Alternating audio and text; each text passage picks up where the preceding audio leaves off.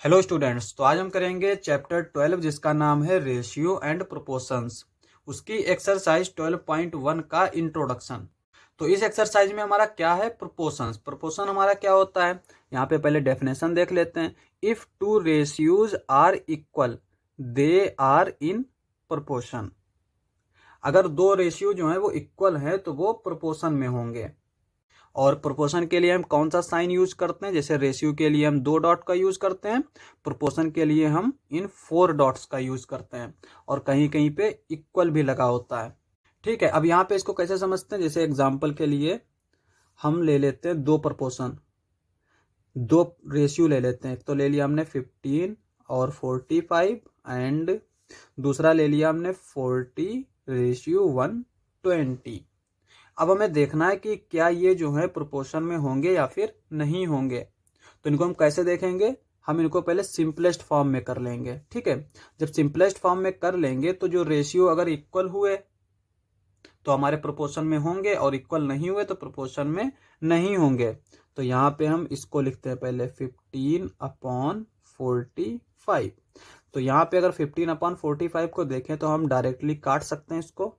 15×3=45। तो यहाँ पे आएगा 1/3। और अगर इस तरह से नहीं काट पा रहे हैं तो 5 से हम डिवाइड कर सकते हैं पहले, और फिर जब छोटा नंबर आएगा तो हम उसको फिर दोबारा से डिवाइड कर सकते हैं। तो यहाँ पे 1:3 आया, तो इसको लिखेंगे 1:3। अब इसको देख लेते हैं, ये दे रखा है 40/120। तो यहाँ पे एक 0 से 0 कैंसिल, 4/12, 4×3=12। तो ये आ गया 1/3। इसको भी देखें तो ये आ गया 1:3। अब यहाँ पे हमने दो रेशियो को सिंपलेस्ट फॉर्म में लिखा तो हमारा 1:3 आया दोनों में। इसका मतलब क्या हुआ कि ये जो है वो प्रोपोर्शन में है। तो यहाँ पे लिख लेंगे दे आर इन प्रोपोर्शन। और इसको हम डायरेक्टली इस तरह से भी लिख लेते हैं 15:45 प्रोपोर्शन 40:120। इस तरह से भी लिख लेंगे अगर प्रोपोर्शन में है तो। अब यहाँ पे क्वेश्चन किस तरह से आते हैं, क्वेश्चन हमारे आते हैं कि हमें 4 नंबर्स दे रखे होंगे और हमसे पूछेगा कि क्या ये जो है प्रोपोर्शन में होंगे या फिर नहीं होंगे। जैसे एग्जाम्पल के लिए हम ले लेते हैं 24, 28, 36 और ये 48।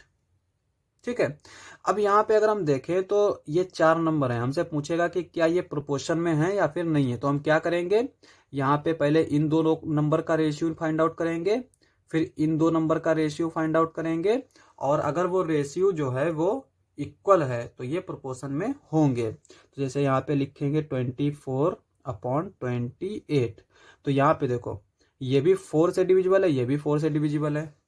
तो यहाँ पे हम डायरेक्टली इसको 4 से डिवाइड कर देंगे। तो 4 से डिवाइड करेंगे तो ये क्या आएगा, 4×6=24, 4×7=28।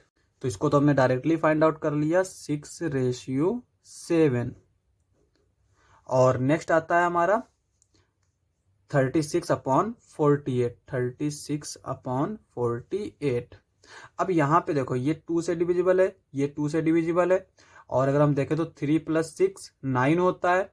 9 हमारा 3 से डिविजिबल है, तो ये नंबर भी 3 से डिविजिबल होगा।